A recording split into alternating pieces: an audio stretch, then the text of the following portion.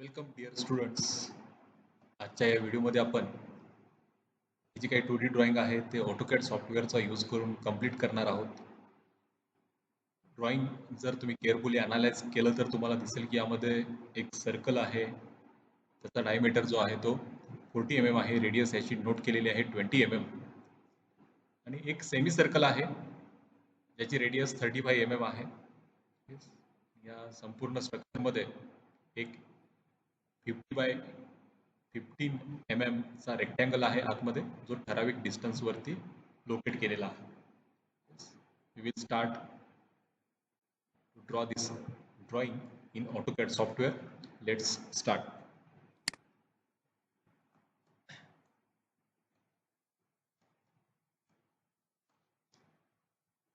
सुरुवातीला मी एक circle temporarily 35 mm radius असलेला ड्रॉ करून घेतोय. त्यासाठी मी डायमेन्शनचे सेटिंग जे आहेत ते प्रॉपर आहेत का एकदा कन्फर्म करतो.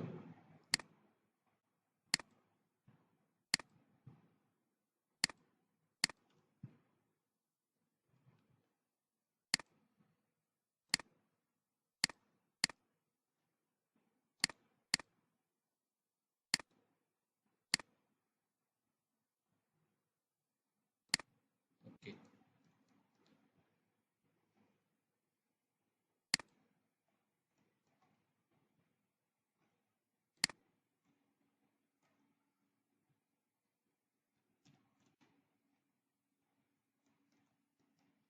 जर चेक केलं तर याची रेडियस जी आहे ती 35 mm. ओके, त्यानंतर सेम सेंटर पॉइंटला 20 mm ची रेडियस असलेलं सर्कल त्या ठिकाणी ड्रॉ करून घेतो. सेंटर पॉइंट जर प्रेडिक्ट होत नसेल तर तुमचे हे सगळे ऑप्शन्स जे आहेत स्नॅप सेटिंग मध्ये ते ऑन आहेत का एकदा कन्फर्म करा. त्यामध्ये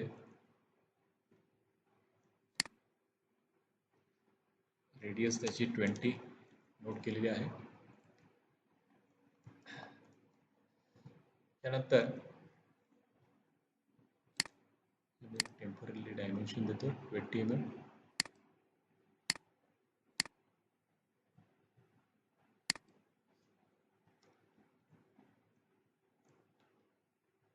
मी एक हॉरिझॉन्टल लाईन ड्रॉ करून घेतो टेम्पररी,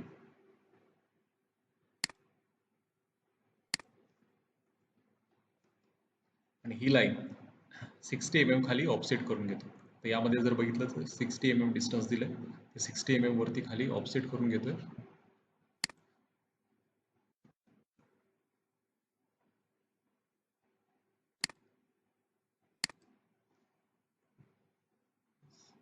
जो काही पोर्शन आहे तो जॉईन करून घेतो.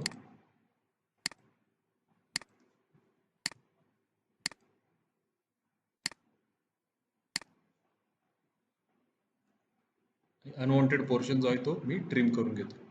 Trim, I will select boundary, press enter, select unwanted portion. Okay, यामध्ये ही लाईन आता मला नको आहे, सो मी डिलीट करतोय डायरेक्टली. तर यानंतर तुम्ही जर डिस्टन्स चेक केलं लिनियर डायमेन्शन मधून या पॉइंट पासून इथपर्यंत 60, किंवा डायरेक्ट तुम्ही जर लाईनचं डिस्टन्स देणार असाल तर या पॉइंट पासून या पॉइंट पर्यंत 60, याची जी काही लेंथ आहे ती 70.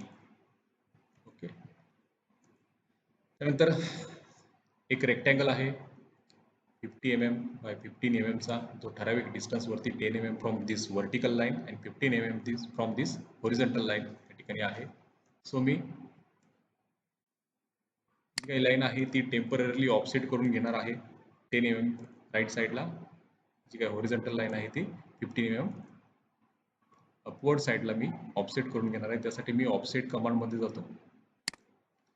It will ask for offset distance. Offset distance किती 10 mm मला हवे आहे, सो मी 10 त्या ठिकाणी पुटअप केलं आणि press enter. It will ask for select object. त्यानंतर तुम्हाला ऑब्जेक्ट सिलेक्ट करायचं आहे. मी लाईन सिलेक्ट करतोय आणि त्यानंतर तुम्हाला डायरेक्शन द्यायचे, कुठल्या डायरेक्शनला तुम्हाला ते हवं आहे. त्या ठिकाणी काय करायचं आहे, फक्त क्लिक करा. सिमिलरली मी हीच लाईन वरती ऑफसेट करून घेतोय 15 mm डिस्टन्सला.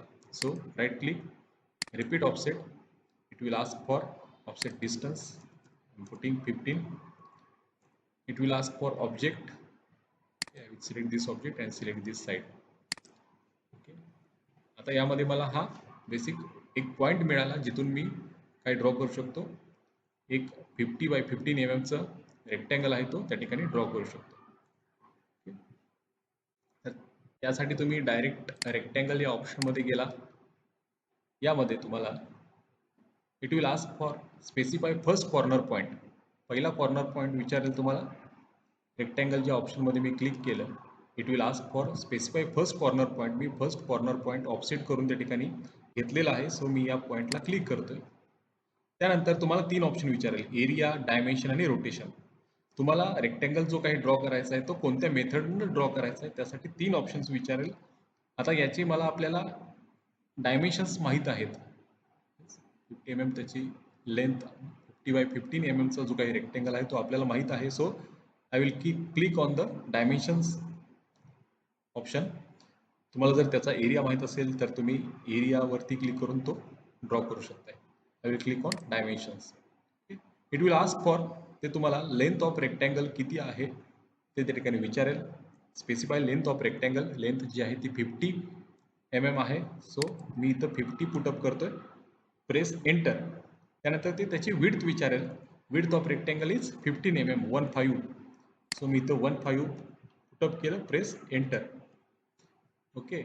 It will ask for specify other corner point. कुठलाही कॉर्नरमध्ये तुम्हाला तो रेक्टँगल हवा आहे तो तुम्ही सिलेक्ट करायचा आहे. जस्ट तर यामध्ये जर बघितलं तर या साईडला आहे. सो मी ही साईड सिलेक्ट करेन. Just press on the mouse, press enter.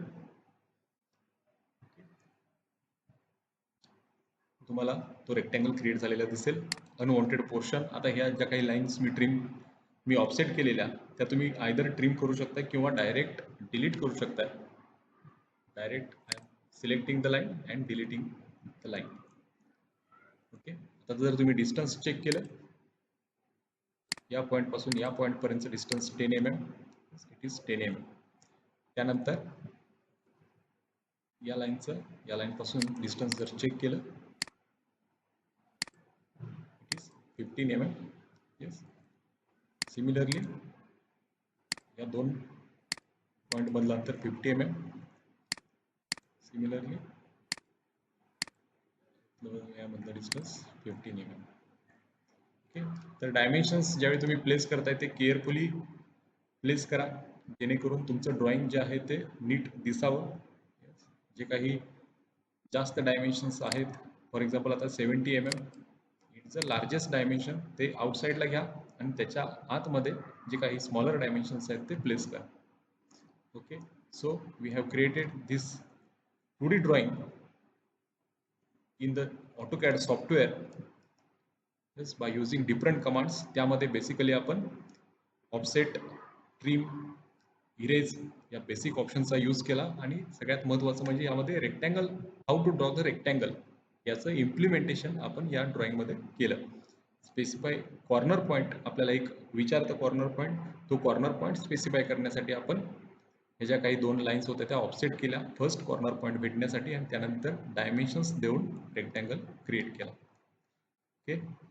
तुम्हाला जर याचं सेंटर पॉईंट हवा असेल, सेंटर मार्क हवा असेल तर तुम्ही ॲनोटेट या टॅबमध्ये जाऊन सेंटर मार्कवरती क्लिक करून तुम्हाला हव्या असलेला आर्कचा, हव्या असलेला सर्कलचा सेंटर पॉईंट घेऊ शकता. ओके. थँक्यू.